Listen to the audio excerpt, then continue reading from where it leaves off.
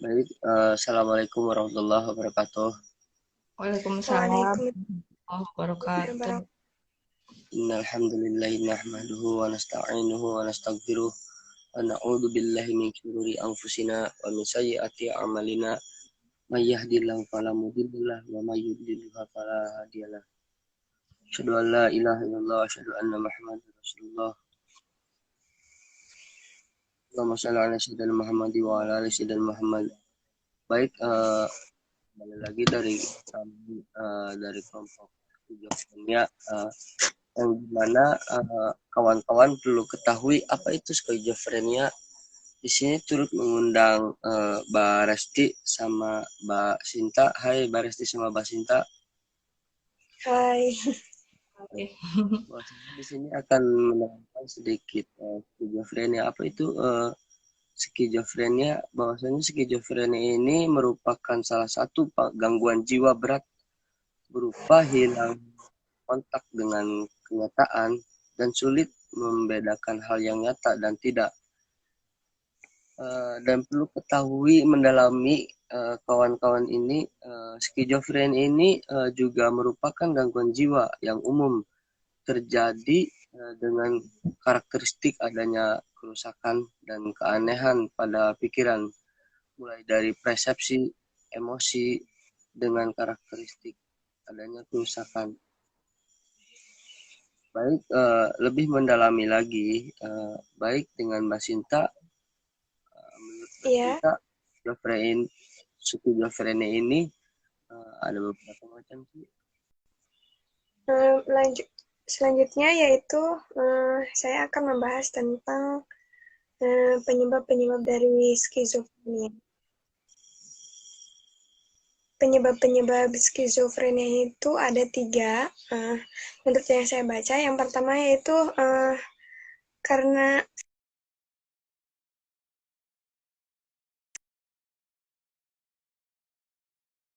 dan yang ketiga yaitu faktor sosiokultural.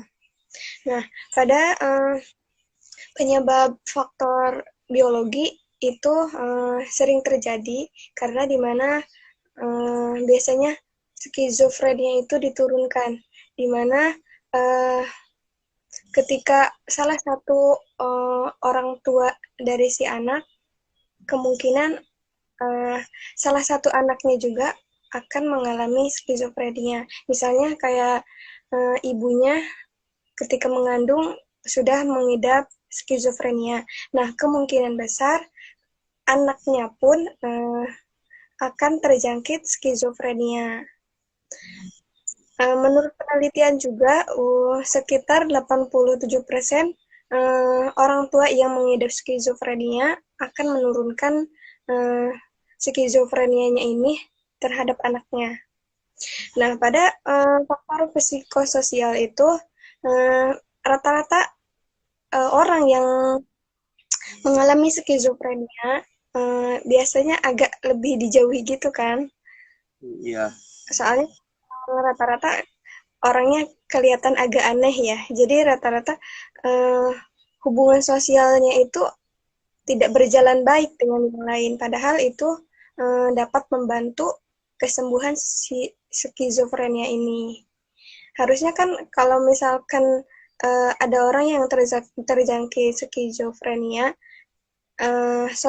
hubungan sosial dengan yang lain itu jangan dijauhi gitu. Jadi kita misalnya punya teman nih yang mengalami skizofrenia, nah kita harus deketin, jangan jangan sampai ngejauhin gitu. Oh, begitu. Yang ketiga itu faktor sosiokultural. Nah, kalau sosiokultural ini sebenarnya hampir sama kayak psikososial ya. Cuma lebih jelasnya kalau sosiokultural itu lebih ke ini, ke luar budaya gitu. Kadang kan di negara kita itu uh, orang yang mengalami skizofrenia itu kurang diperhatikan. Seharusnya orang yang mengalami skizofrenia itu kan lebih diperhatikan biar membantu kesembuhannya. Namun menurut yang kita baca emang rata-rata pengidentifikasian dari skizofrenia itu kadang nggak terlihat, kadang kita nggak sadar dia itu kayaknya mengidap skizofrenia. Cuma karena kurangnya penanganan, jadi dia membiarkannya aja gitu. Jadi dari 3 penyebab ini, itulah yang menyebabkan skizofrenia. Selanjutnya pembahasan akan dilanjutkan oleh Teresti. Baik, sebelumnya terima kasih kepada Saudara Odi dan Saudari Tesinta yang telah mempersilahkan. Baik, di sini saya akan menjelaskan mengenai gambaran klinis skizofrenia. Nah, ada 3. Yang pertama affective flattening, yang kedua alogia, yang ketiga itu volitor. Nah, kita bahas yang pertama yaitu affective flattening. Nah, jadi affective flattening ini berbagai bentuk penurunan dan pengurangan atau bahkan sama sekali hilangnya respon afektif terhadap lingkungan. Jadi artinya si pengidap skizofrenia ini gambaran klinisnya itu salah satunya yang pertama nih yang affective flattening itu dia tuh kayak acuh nggak acuh gitu sama lingkungan sekitarnya. Nah dia itu jadi kayak mau kayak gimana pun lingkungan sekitarnya dia responnya flat aja gitu tuh. Kan biasanya kalau orang normal itu kita itu mengikuti lingkungan gitu. Iya, Rasa simpati kita tuh mengikuti lingkungan gitu kan. Nah, kalau si pengidap skizofrenia ini dia itu flat aja gitu, jadi nggak punya rasa apa-apa gitu tuh. Nah, yang kedua itu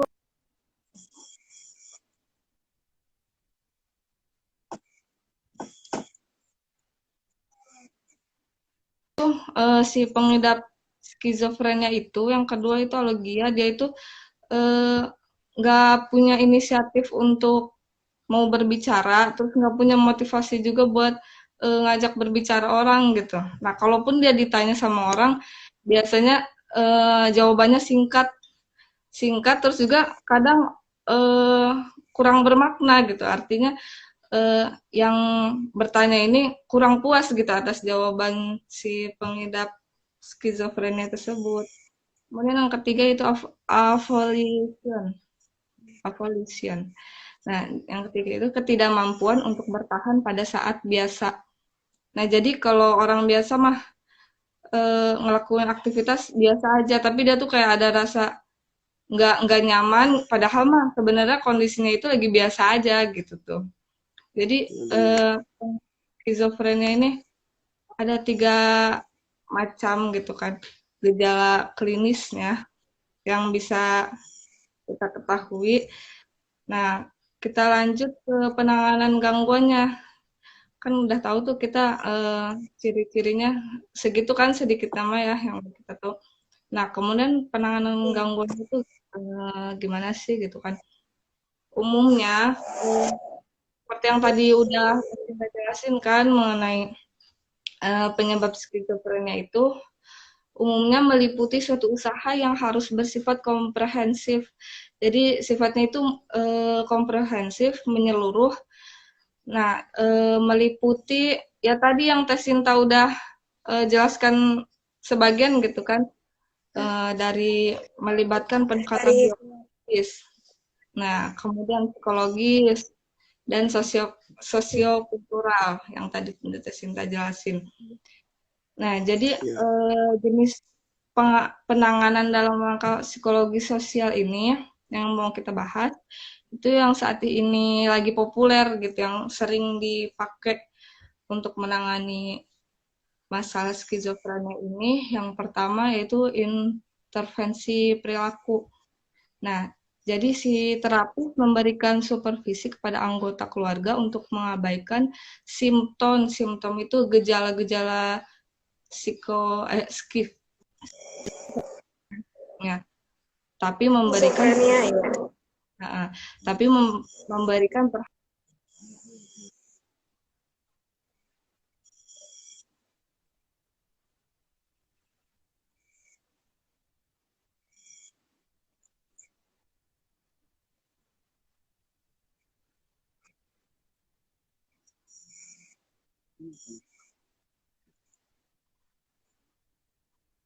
Orang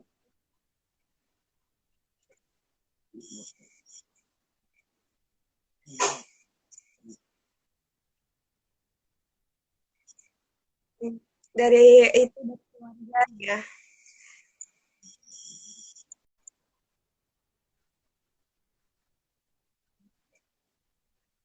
Mm-mm.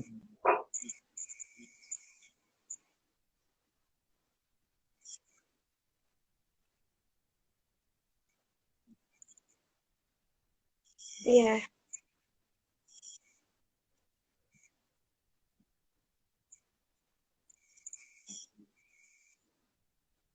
Permasalahan yang gejala-gejala klinis tadi tuh mengumpulkan eh, pengidap skizofrenia itu yang tadi gejala-gejala udah disebutin itu, jadi dikumpulin dalam satu kelompok. Jadi biarkan mereka eh, mengeluarkan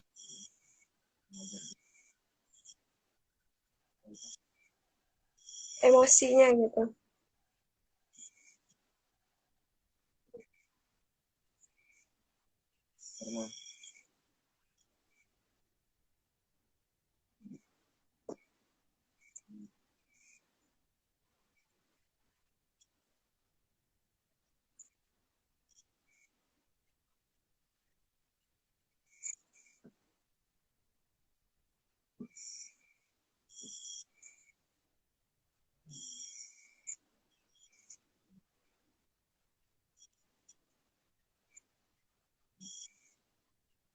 Mm-mm.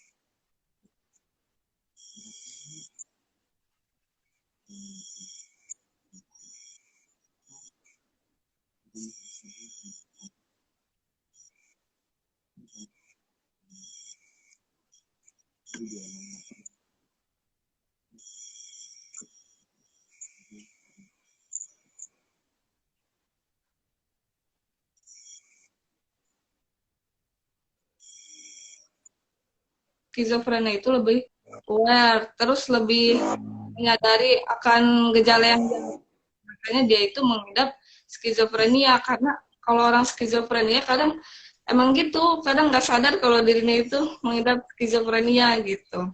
Nah, jadi kalau yang intervensi kognitif ini, jadi terapis itu membantu supaya si penderita ini sadar. Jadi kan kalau dia udah sadar, dia butuh bantuan, dia itu cepat gitu. Jadi nggak telat kalau dia jadi udah peduli terhadap dirinya sendiri gitu. Nah, mungkin cukup sekian penjelasan dari saya, kurang lebih mohon maaf. Dikembalikan lagi kepada moderator. Silakan. Baik, saya akan menyimpulkan tentang materi yang tadi pelajari oleh Teh Sinta sama Teh Resti. Jadi bahwasanya kesimpulan dari sini skizofrenia ini merupakan penyakit benar-benar gangguan jiwa berat berupa hilangnya kontak dengan kenyataan dan sulit membedakan hal yang nyata dan tidak. Jadi skizofrenia ini juga merupakan gangguan jiwa yang umum terjadi dengan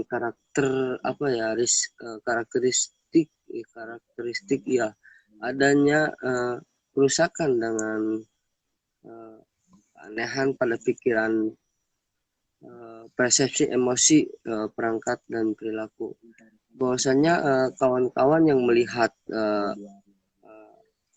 atau menonton materi ini dari isi di atas menyatakan masih banyak orang-orang korban skizofrenia yang ditinggalkan dan dibiarkan oleh keluarganya. Padahal keluarga merupakan figur penting dari kontak bagi seseorang yang mengidap skizofrenia.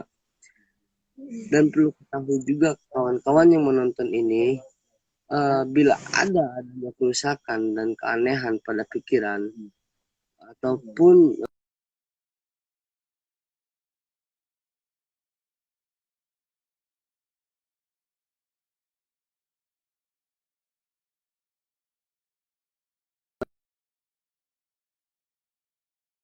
ya, cukup sekian dari materi kali ini. Kurang dan lebihnya mohon maaf. Billahi taufiq wal hidayah. Wassalamualaikum warahmatullahi wabarakatuh. Waalaikumsalam warahmatullahi wabarakatuh.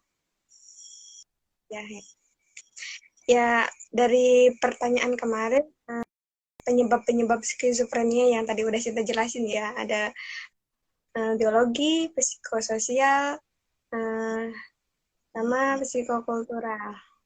Iya. Nah, pertanyaan yang kedua mengenai simptom-simptom yang tadi Resti jelasin ya. Sebenarnya udah Resti jelasin, tapi nggak apa-apa Sinta jelasin lagi. Ada 3 simptom-simptom yang diakui DSM dalam pembahasan skizofrenia. Nah, yang pertama itu tadi afektif latening, di mana si orang yang mengidap skizofrenia itu orangnya flat, dia datar-datar aja gitu. Terus kalau yang kedua itu alogia, mengenai kurangnya bersosialisasi, kurangnya ngomong gitu sama orang-orang, dia itu terlalu diem. Nah, yang ketiga yaitu pollution, ketidakmampuan untuk bertahan pada saat-saat tertentu. Nah, yang ketiga yaitu pertanyaan yang ketiga mengenai penanganan yang tidak tepat. Nah, yang tepatnya itu tadi yang seperti Res jelaskan ya, seperti apa tadi tuh, intervensi kognitif, intervensi keperilakuan, ya, keperilakuan. Ya itu. Ya.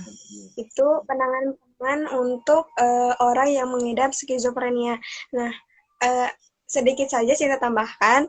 Sinta baca kalau penyakit skizofrenia itu emang ada dibantu sama obat juga penanganannya itu. Jadi nggak dari intervensi aja, tapi dibantu sama obat. Soalnya kadang kan kayak halusinasi itu kan emang termasuk ke skizofrenia ini. Halusinasi dan itu termasuk simptom-simptom dari skizofrenia. Nah, pertanyaan yang keempat yaitu mengenai tipe-tipe skizofrenia. Skizofrenia itu memiliki 3 tipe.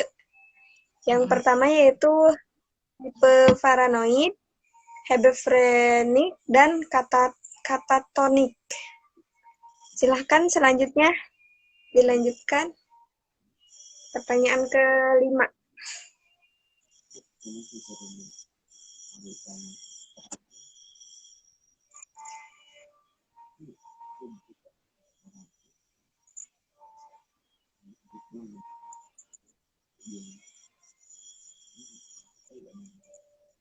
Sok Warasti.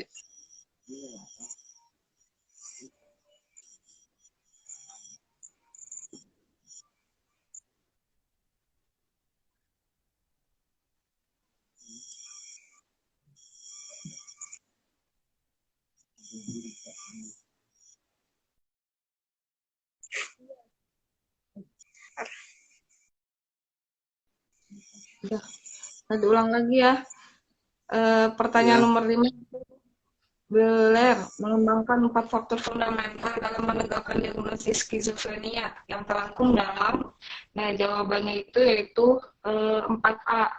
Yang terdiri affective blunting, disturbance of association, autism, dan ambivalence. Nah, jadi 4A itu tadi yang tadi sudah disebutkan.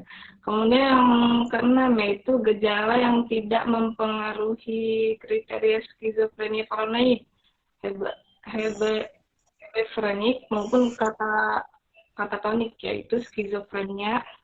Nah, jawabannya itu yang nomor 6 adalah B ya. Sebentar. Ke-6 itu jawabannya adalah B, yaitu skizofrenia tak terinci. Jadi gejala yang tidak mempengaruhi kriteria. Kalau yang lain itu mempengaruhi kriteria skizofrenia. Nah, yang ketujuh yaitu pertanyaannya, penanganan gangguan skizofrenia harus bersifat komprehensif yang melibatkan pendekatan kecuali, nah tadi kan udah dibahas tuh pendekatannya ada biologis, psikologis, dan juga sosiokultural. Nah, di sini berarti jawabannya yang tidak termasuk yaitu D, yaitu geografis, karena tidak termasuk ke dalam pendekatan yang telah disebutkan tadi. Ya, penanganannya. Nah, oke, lanjut yang nomor 8, Odi. Baik, pertanyaan kemarin, ada berapakah sih tipe skizofrenia yang diidentifikasi berdasarkan variabel klinik? Jadi, per 10 antara lain. Ya, jawabannya ialah ada 7. Yang pertama ini ialah skizofrenia paranoid, yang kedua skizofrenia schizofrenik, yang ketiga ini skizofrenia katatonik, yang keempat ini skizofrenia taktirensi, yang kelima ini depresi pasca skizofrenia, yang keenam skizofrenia residual, yang ketujuh skizofrenia simplex, yang di mana beberapa macam skizofrenia ini banyak pengertiannya. Kalau skizofrenia paranoid ialah ciri utama adanya waham kerja dan halusinasi auditorik, namun fungsi kognitif dan efek masih baik. Yang skizofrenia hebefrenik, ciri utamanya adalah pikiran yang kacau tingkah lakunya. Yang skizofrenia katatonik ini ialah gangguan pada psikomotor. Yang keempat ini, yang tak terinci ini, gejala ini tidak memenuhi kriteria skizofrenia sih, tetapi paranoid, hebefrenik maupun katatonik. Baik, yang pertanyaan 9 ini adalah apa sih ketidakmampuan untuk bertahan pada saat-saat biasa atas aktivitas yang mengarah pada pencapaian tujuan, termasuk dalam bekerja, sekolah, dan di rumah. Jadi arti dari ketidakmampuan tadi pengertian itu ialah termasuk avolition, bukan itu, bukan juga affective planning. Nah, kembali ke pertanyaan 10. Meningkatkan kontak antara orang-orang skizofrenik dan orang-orang suportif. Apa? Meningkatkan kontak antara orang-orang skizofrenik dan orang-orang suportif, sering melalui kelompok pendukung menolong diri sendiri atau self-help, termasuk penanganan gangguan skizofrenia. Jenis apa tuh yang tadi dibahas? Jawabannya apa? Jawabannya itu adalah intervensi sosial. Ya. Karena dia tuh gitu tadi, jadi sesama harus ada dukungan.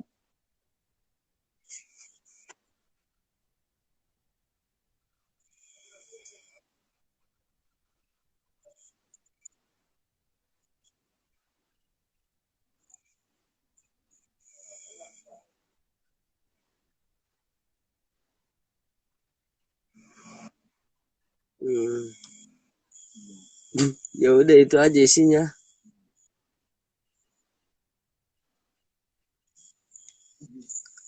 dulu cukup.